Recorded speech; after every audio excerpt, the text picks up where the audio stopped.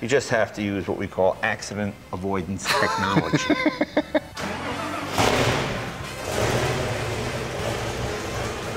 Does it even have a reverse? It does. Of course it has. Of course it has. Reverse. No brakes, but it has reverse. Hi, I'm Dennis Gage, and welcome to my classic car. Well, once again, I'm out in California with my good pal, Jay Leno. Jay, you remember me, I'm Dennis, right? I don't know why it's my classic car, because none of these cars are yours. Every time I watch this show, they belong to someone else. In my mind, though, Jay, you should call welcome to their classic cars. In what my it is. mind, they're mine. All right, well, let's take a look. This is, I call this sort of the room of the giants. The room of the giants. Because everything here is big engine, aero engine. You know, prior to World War II, even after World War II, when you wanted to go fast, it was the ultimate hot rod. Like now, you put a Hemi engine in a small Dart, whatever it might be, or a Duster.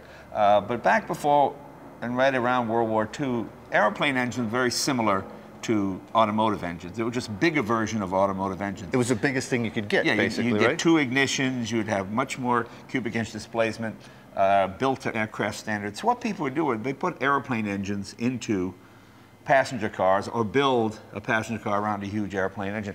One of the first cars Dennis and I did almost 20 years ago was this one. This is my Hispano Suiza. Now this has a 1915 18.5-liter Hispano Suiza aero engine in it, put in a 1915 Hispano Suiza chassis.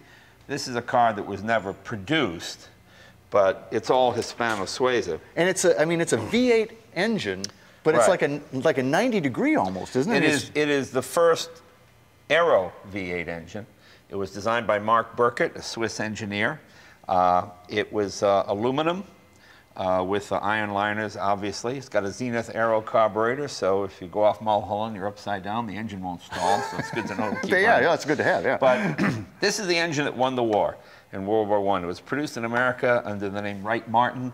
It was produced in England under Wolseley, and in France and Spain it was Hispano Suiza, and they made 50,000 of these. Wow. And a lot of times you'll see sprint cars with one side blocked off, and they'll run it as a big four-cylinder. Really? A big 700 cubic inch four-cylinder, run it in sprint cars. Yeah, but very reliable, very dependable. And usually the engine that this engine beat was this engine here. This is a World War I.